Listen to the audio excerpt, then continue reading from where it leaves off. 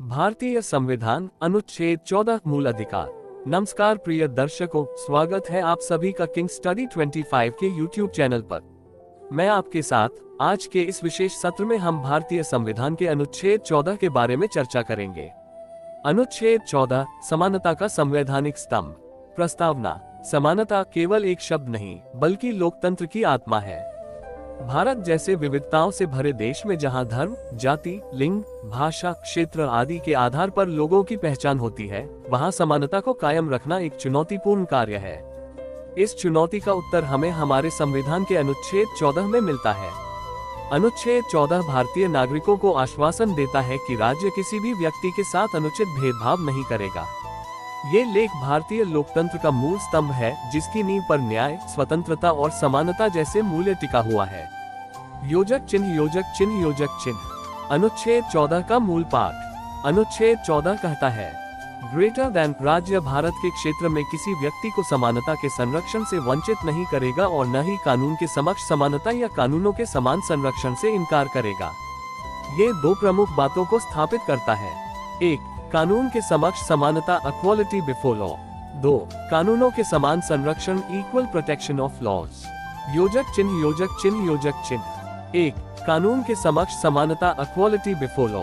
ये सिद्धांत कहता है कि सभी व्यक्ति, चाहे वह आम नागरिक हो या सरकारी अधिकारी, कानून के सामने बराबर हैं। इस विचार की जड़ें ब्रिटिश कॉमन लॉ में हैं और इसका मतलब है कि किसी को विशेष अधिकार, छूट या विशेष दर्जा नहीं मिलेगा। उदाहरण के लिए, अगर एक मंत्री और एक आम नागरिक दोनों किसी अपराध में शामिल पाए जाएं, तो उन पर एक समान कानून लागू होगा। योजक चिन्ह योजक चिन्ह योजक चिन्ह। 2.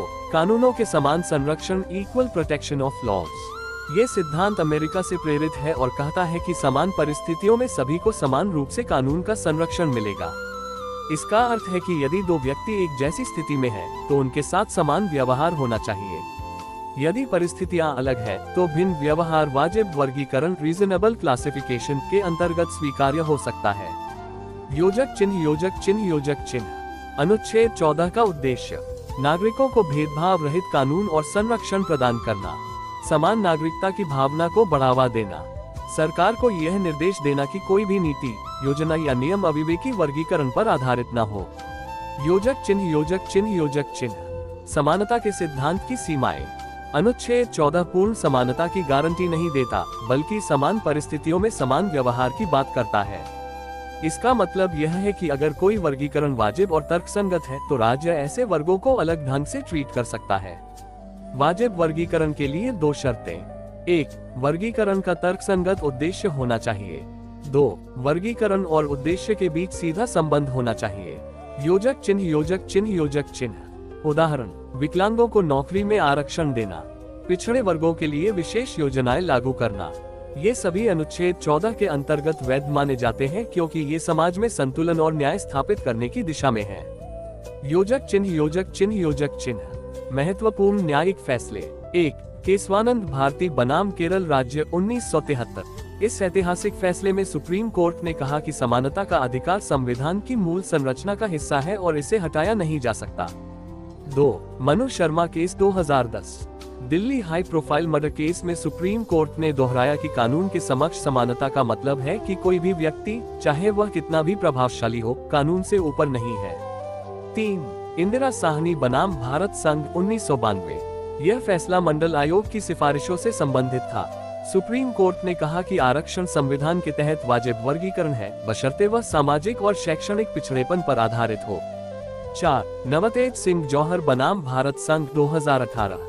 इसमें धारा 377 को असंवैधानिक ठहराया गया और कहा गया कि समलैंगिक नागरिकों को भी अन्य नागरिकों के समान अधिकार और स्वतंत्रता प्राप्त है। योजक चिन्ह योजक चिन्ह योजक चिन्ह। अनुच्छेद 14 और आरक्षण।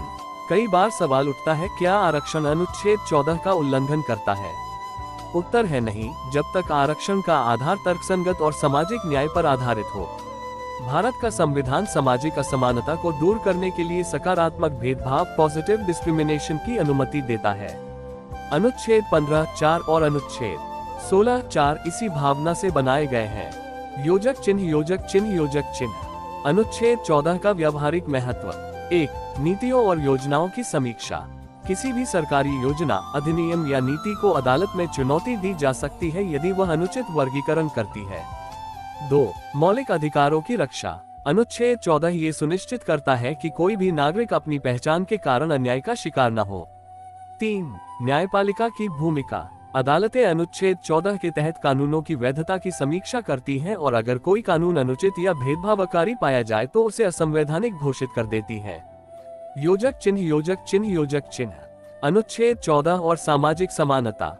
भारतीय समाज में भेदभाव की जड़ें गहरी रही हैं, जाति, लिंग, धर्म, क्षेत्र, भाषा के आधार पर। ऐसे समाज में अनुच्छेद 14 एक प्रगतिशील उपकरण बनता है जो इस असमानता को चुनौती देता है। उदाहरण, दलितों के मंदिर प्रवेश पर रोक अनुच्छेद 14 के तहत गलत।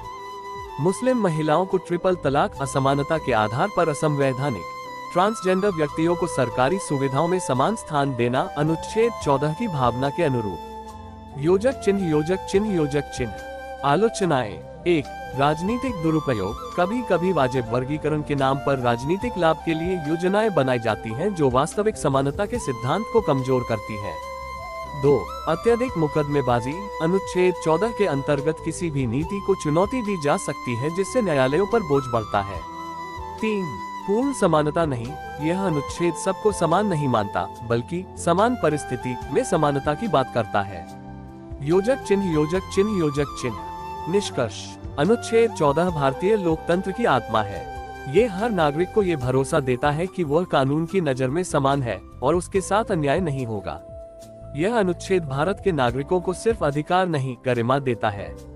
ये संविधान का वह प्रावधान है जो हर न्याय की शुरुआत करता है।